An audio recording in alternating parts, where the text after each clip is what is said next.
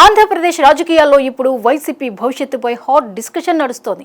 అధికారాన్ని కోల్పోయిన తర్వాత పార్టీని మళ్లీ గాడిలో పెట్టేందుకు జగన్మోహన్ రెడ్డి సీరియస్ గా ఫోకస్ పెట్టినట్లు సమాచారం. కానీ క్షేత్రస్థాయిలో మాత్రం నాయకుల పనితీరు ఆశించిన స్థాయిలో లేదన్న అసంతృప్తి తాడేపల్లి వర్గాల్లో వినిపిస్తోంది. పార్టీ నుంచి వెళ్లిపోయిన నేతలను తిరిగి తీసుకురావడం నుంచి కేడర్ను మళ్లీ యాక్టివ్ చేయడం వరకు జగన్ వరుసగా టార్గెట్లు పెడుతున్నారట.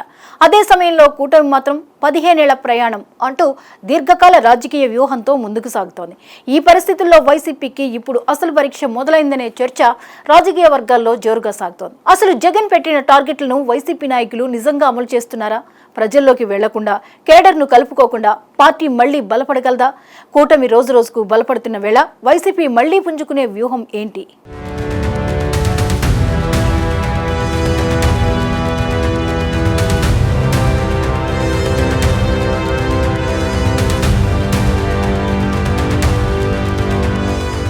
ఆంధ్రప్రదేశ్ రాజకీయాల్లో ప్రస్తుతం అత్యంత ఆసక్తికరంగా మారుతున్న అంశాలు ఒకటి వైసీపీ అంతర్గత పరిస్థితులు. అధికారాన్ని కోల్పోయిన తర్వాత పార్టీని మళ్లీ క్షేత్రస్థాయిలో బలోపేతం చేయాలని ప్రయత్నిస్తున్న పార్టీ అధ్యక్షుడు వైఎస్ జగన్మోహన్ రెడ్డి ఇప్పుడు తన సొంత పార్టీ నాయకుల పనితీరుపై తీవ్ర అసంతృప్తితో ఉన్నారు అనే చర్చ రాజకీయ వర్గాలు బలంగా వినిపిస్తోంది. ముఖ్యంగా తాడేపల్లి కేంద్రంగా జరుగుతున్న సమీక్షలో పార్టీ భవిష్యత్ గురించి జగన్ చాలా సీరియస్ గా వ్యవహరిస్తున్నారని, కానీ నాయకుల్లో మాత్రం చురుకుదనం కనిపించడం లేదని పార్టీ అంతర్గత వర్గాలు చెబుతున్నాయి. విశ్వసనీయ సమాచారం ప్రకారం జిల్లాల ఇన్ఛార్జిగా ఉన్న సీనియర్ నాయకులతో జగన్ వరుస సమీక్షలు నిర్వహిస్తున్నట్టు తెలుస్తోంది. ఈ సమావేశంలో ఆయన చాలా స్పష్టమైన టార్గెట్లు పెట్టారని సమాచారం. ముఖ్యంగా పార్టీని వీడి వెళ్లిపోయిన పాత నాయకులను తిరిగి తీసుకురావటం, అసంతృప్తిగా ఉన్న క్యాడర్ను మళ్లీ చైతన్యవంతం చేయటం, గ్రామస్థాయి కార్యకర్తలతో నిరంతర సంబంధాలు కొనసాగించడం, ప్రజల్లో పార్టీపై నమ్మకం పెంచేలా కార్యక్రమాలను చేపట్టడం వంటి అంశాలపై ప్రత్యేక దృష్టి పెట్టాలని సూచించినట్టు చెబుతున్నారు. అయితే జగన్ ఆశించిన స్థాయిలో ఈ కార్యక్రమాలు అమలు కావటం లేదనే అసంతృప్తి ఆయనలో పెరిగినట్టు తెలుస్తోంది. పార్టీ అధిష్టానం ఇచ్చిన పిలుపును చాలా మంది నాయకులు కేవలం మొక్కుబడిగా మాత్రమే తీసుకుంటున్నారని, క్షేత్రస్థాయిలో బలమైన చైతన్యం తీసుకురావటంలో విఫలమవుతున్నారని ఆయన ఆగ్రహం వ్యక్తం చేసినట్టు సమాచారం. ముఖ్యంగా పార్టీ కార్యక్రమాలను నిర్వహించే తీరు, ప్రజల్లోకి వెళ్లే విధానం, కార్యకర్తలతో మమేకమయ్యే ధోరణి విషయంలో జగన్ అసంతృప్తిగా ఉన్నారని తాడేపల్లి వర్గాలు చెబుతున్నాయి.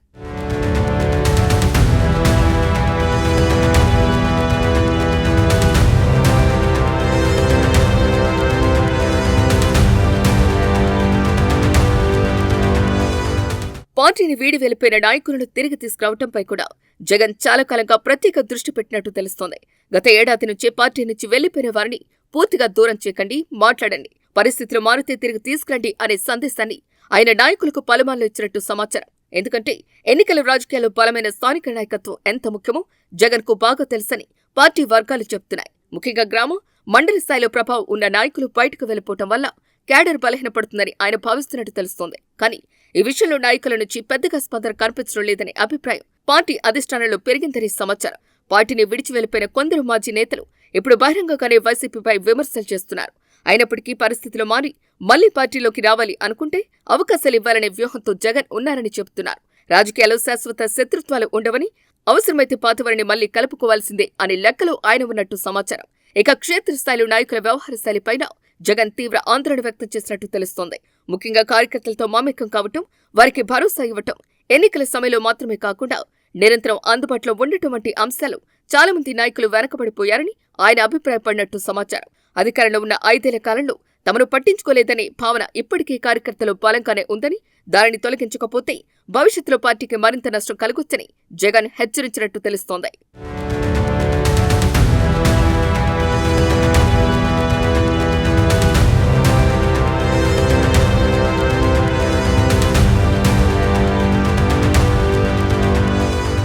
వాస్తవానికి ఏ రాజకీయ పార్టీకైనా కార్యకర్తలే వెన్నెముక. నాయకులు మారవచ్చు, రాజకీయ సమీకరణలు మారవచ్చు, కానీ కష్టకాలంలో పార్టీని నిలబెట్టేది క్యాడర్ మాత్రమే.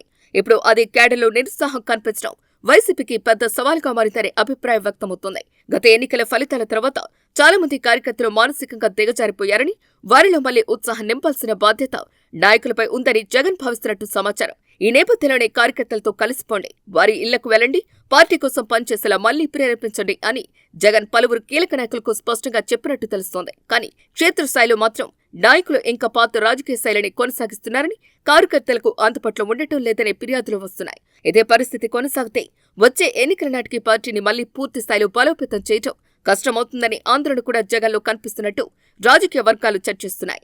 ముఖ్యంగా అధికారాన్ని కోల్పోయిన తర్వాత పార్టీని నిలబెట్టడం, క్యాడర్ను కాపాడుకోవటం, నాయకత్వంపై విశ్వాసం నిలుపుకోవటం వంటి అంశాలు ఇప్పుడు వైసీపీకి అత్యంత కీలకంగా మారాయి.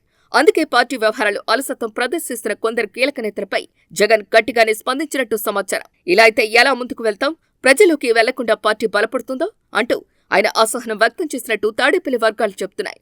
యాక్టివ్గా లేని ఇన్ఛార్జ్లను పక్కన పెడతామని కూడా జగన్ మొహమాటం లేకుండా చెబుతున్నారట.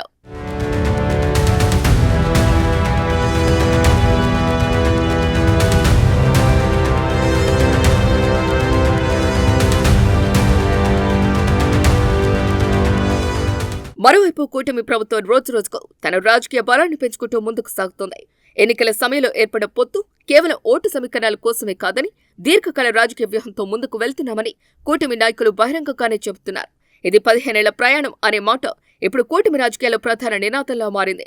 అధికారంలో ఉన్న పార్టీలు సాధారణంగా తక్షణ రాజకీయ లాభాలకి ప్రాధాన్యమిస్తాయి. కానీ ప్రస్తుతం కూటమి మాత్రం భవిష్యత్ రాజకీయ సమీకరణాల దృష్టితోనే అడుగులు వేస్తోంది అనే అభిప్రాయం రాజకీయ వర్గాలు వ్యక్తమవుతోంది. ఇలాంటి పరిస్థితిలో వైసీపీ ముందున్న సవాలు చిన్నది కాదు. అధికారాన్ని కోల్పోయిన తర్వాత ఏ పార్టీ అయినా ఎదుర్కొనే మొదటి సమస్య క్యాడర్లో నిరుత్సాహం, రెండోది నాయకుల చురుకుదనం తగ్గిపోవటం, మూడోది ప్రజలు పార్టీపై నమ్మకం నిలబెట్టుకోవటం. ఇప్పుడు ఈ 3 అంశాల మధ్య వైసీపీ రాజకీయ భవిష్యత్తు తిరుగుతోంది. రాజకీయాల్లో అధికారాన్ని కోల్పోవటం కామన్, కానీ ప్రజల మధ్య కనిపించకుండా పోవటం మాత్రం పార్టీకి దీర్ఘకాల నష్టాన్ని కలిగిస్తోంది. ప్రస్తుతం వైసీపీ విషయంలో రాజకీయ విశ్లేషకులు చెబుతున్న ప్రధాన అంశం కూడా ఇదే. ఎన్నికల ఫలితాల తర్వాత చాలా మంది నేతలు ప్రజలకు దూరమయ్యారు అనే భావన క్షేత్రస్థాయిలో వినిపిస్తోంది. అధికారంలో ఉన్నప్పుడు ప్రతి గ్రామంలో కనిపించిన నాయకులు ఇప్పుడు సమస్యల సమయంలో కనిపించడం లేదనే విమర్శలు కూడా వస్తున్నాయి. ప్రజా సమస్యలపై నిరంతర పోరాటం చేసే పార్టీలకే దీర్ఘకాలంలో ప్రజల మద్దతు లభిస్తోంది.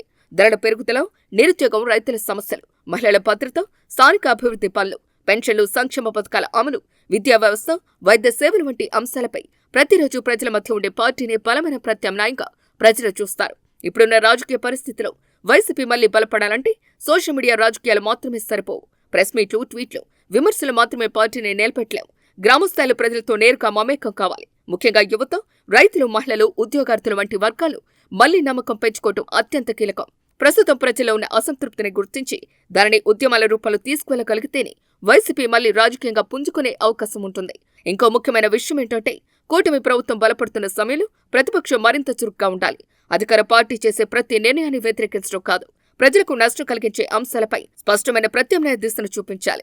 ప్రజలకు మేమున్నాం అనే భరోసా కల్పించాలి. ఒక సమస్య వచ్చినప్పుడు ముందుగా గుర్తుకొచ్చే పార్టీగా మారాలి.